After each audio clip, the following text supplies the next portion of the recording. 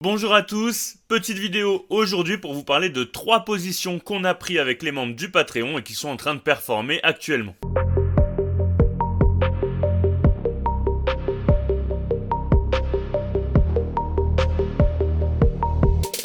Pour ceux qui sont intéressés pour rejoindre la communauté Patreon, vous retrouverez le lien en description de cette vidéo. Ce sera une vidéo assez courte, mais on va quand même analyser ces actions et comme vous le voyez, on a pris récemment sur le Patreon 3 positions, Sanofi, Verallia et Equasense. Comme vous pouvez le voir,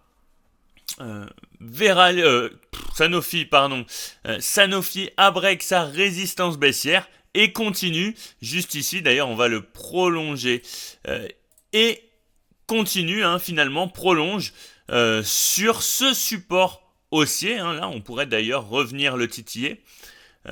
Globalement, on voit qu'on a des order blocks acheteurs, donc des grosses positions acheteuses à ces niveaux-là.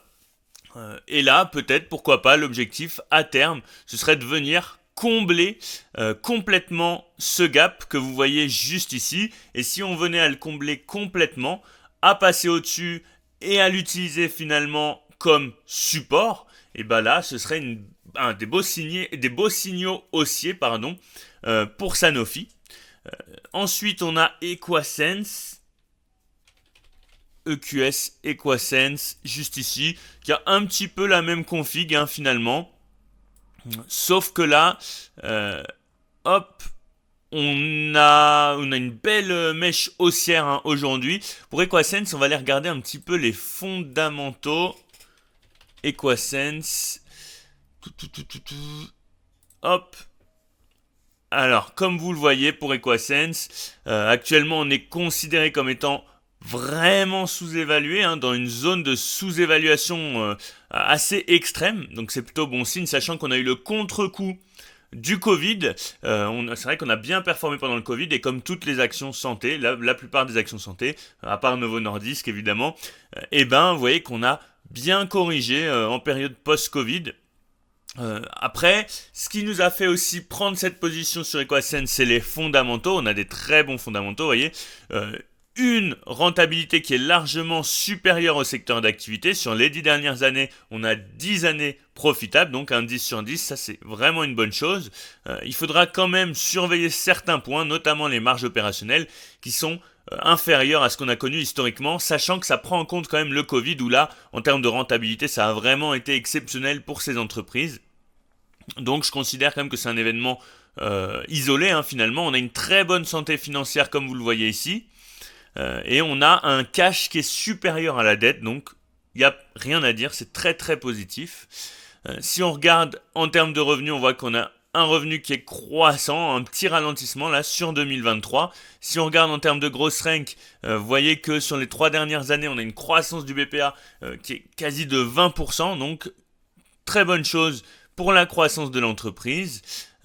Un dividende avec un payout de 37%, donc 37% des bénéfices qui sont reversés aux actionnaires, ça reste très correct, donc c'est un dividende qui est plutôt safe, donc ça c'est une bonne chose, et globalement une très belle entreprise, Equasense, que personnellement je pense garder à plus long terme. Ensuite, pour Verallia, c'est pareil, on a break une résistance baissière et on continue tranquillement notre ascension sur notre support haussier à long terme. Et donc ça c'est plutôt une bonne chose. Vous voyez que la configuration est assez bullish quand même.